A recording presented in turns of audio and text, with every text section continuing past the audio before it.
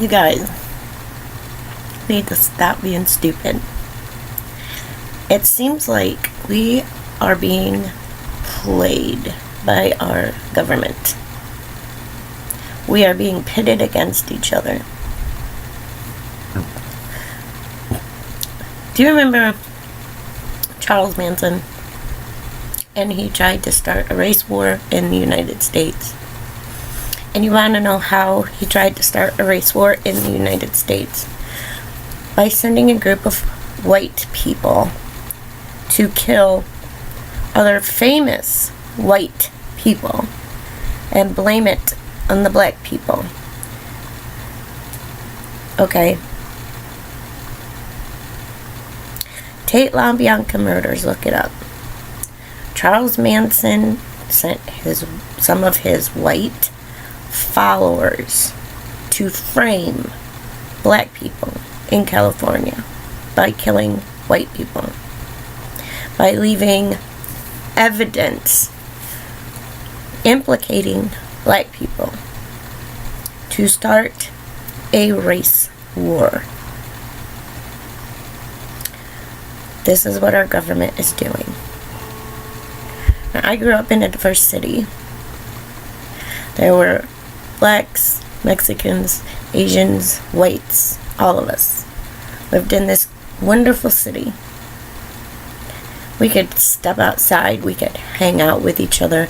Nobody was called names or anything like that.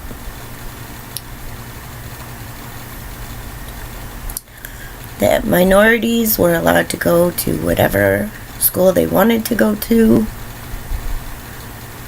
They weren't being arrested for no reason at all. It was good. The 80s and early 90s were good. When did we start hating each other? And that's a serious question. When did we start hating each other? Who was in office when this started? Now, former President Obama has been accused of playing the race card, of saying that black people were disadvantaged and there was institutional racism, meaning they were arrested for no reason, they were shot by cops for no reason. Black Lives Matter came into fruition while Obama was in office. We are emotional people. So when something happens, immediately we want to blame somebody for that bad thing. And who do we blame immediately? With the shootings of black people by police officers before the facts come in, the police officers are labeled as racist, as shooting these people for no reason. And sometimes those officers are white. But on one occasion, there was a Mexican officer that did the shooting. In some cases, the story is true. A police officer shot somebody for no apparent reason. But in many, many, many other cases, we find out later that there was a legitimate reason. We find out later that hands up, don't shoot never happened. But by that time, it is too little too late.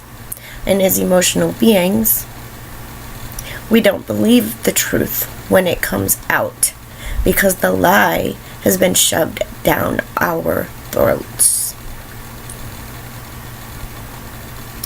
The government wants to keep minorities and poor people on welfare because if the government is giving you money, you're more likely to agree with what the government wants to do. But if you're given the chance to better your life, to get an actual job and better finances, you're more likely to stop and think when the government wants to pass certain laws. Please keep that in mind. There should be no physical reason why black people are being held down and kept on welfare. President Trump has promised to bring jobs to America. If minorities and poor people start working, they will no longer need the government funds. They will be more likely to speak up when the government wants to pass laws, especially regarding their hard-earned money. All of this race violence going on right now, I want you to stop and think really hard about why it's happening right now. Why is the White House essentially falling apart right now? Will President Trump keep his promises? Will he keep us? Will he get rid of globalists? Because as it looks right now from the news that I've heard, there are now more globalists in the world. Globalists want to take away our rights, our individual and federal rights. It reminds me sort of Futurama, because if you remember Futurama, President Nixon's head was not just president of the United States, he was president of the world. He ruled every country on this earth. And I feel like this is where we are headed right now.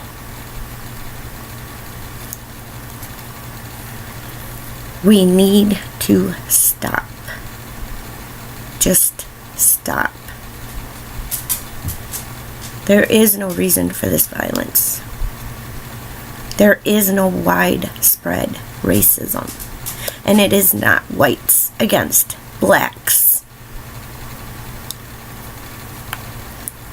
But if we keep allowing our emotions to lead us, our country will literally fall apart. We will become part of a global conglomerate. And pretty soon the president, whoever he or she may be in the future, will not have any power at all. And without that power, they will not have a voice. And without their voice and other politicians' voices, we will not have a voice either. This is where we are going right now. This is my fear. The government is setting up its own people. Antifa claims they are fighting for our rights, but what they are doing in fighting for our rights are the actions a fascist government would do by not allowing us to speak up and point these things out. They are suppressing us all. They think we won't speak if we're dead or beaten up. They don't want to hear our voices because we are speaking out against them and our government both. You guys need to look at the bigger picture and stop this violence and stop fighting with each other, because you are being played. You are being played like a bunch of high schoolers.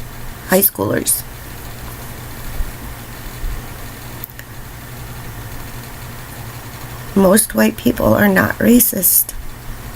Most white people nowadays were raised during a time when there really was no race, when it wasn't really brought up, except for to learn about different cultures.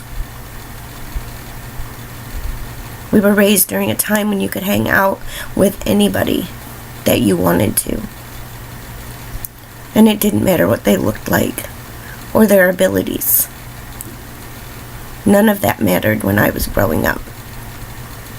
But now everything seems to matter. Now everybody wants a label.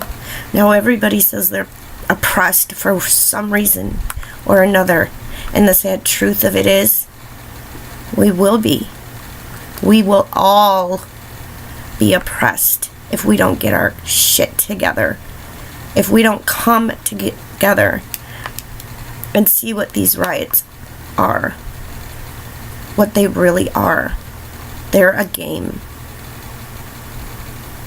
You want citations? I have one really big one right now. During the last couple riots that happened, violent riots, especially Charlottesville, the most recent one, where were the police? Why didn't they stop it? Why were these two groups placed in the same area at the same time without a means to keep it peaceful? Why? Ask yourself that. Ask yourself that. That's it. I mean, that's all I got. I'll try to find some other references, but I am very seriously curious as to why the police were there in riot gear and not allowed to do anything at all.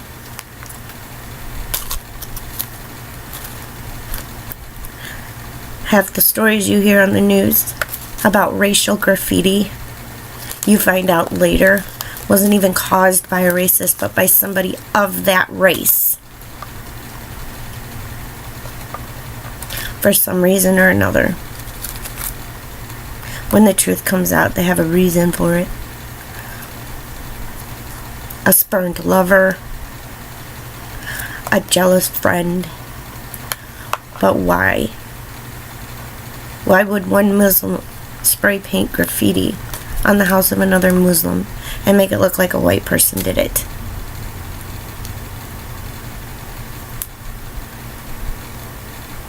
We need to take back our country.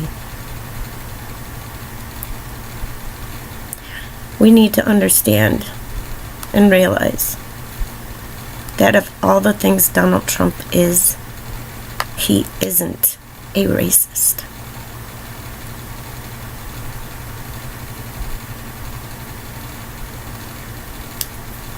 And I believe that when he first got into office, he really did want to make us great again.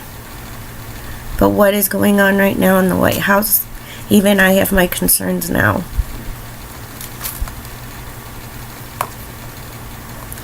All the nationalists, which weren't a lot in the first place, that he had on his staff, have all left and been replaced by globalists. Why? Why? In the last several years, before Trump even became president, why? Why was race a factor in everything? What made that happen? Ask yourself these questions and try to find the answers, because I'm telling you guys, I definitely feel like our government's playing us right now. And they're playing us with our emotions. We need to stop being emotional and start being critical thinkers and start analyzing every action, every news story, and find the truth of the news story before our emotions take over.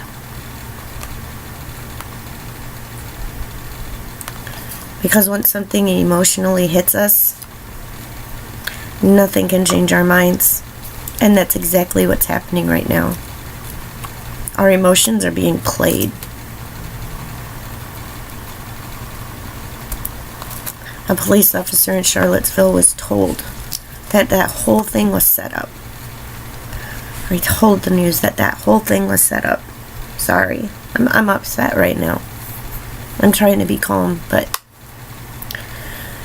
Charlottesville was a setup. And I can believe that. because the cops were told to bring both groups together, both extremist groups together.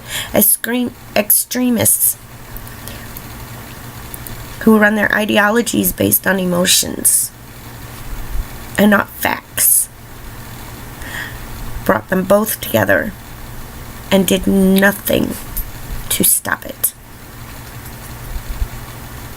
And I wouldn't be too surprised if we find out later that the man who drove the car and ran over the lady was an actual Hillary supporter and not a Trump supporter, because there's plenty of stories like that out in the internet. Hillary supporters are targeting their own people and making it look like Trump supporters are doing it.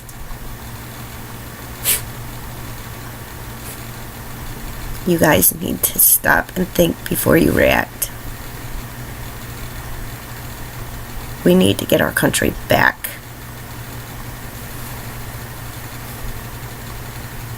We need to come together before it gets worse. It's bad now. We need to make it better. Alright guys, that's my video. Later days.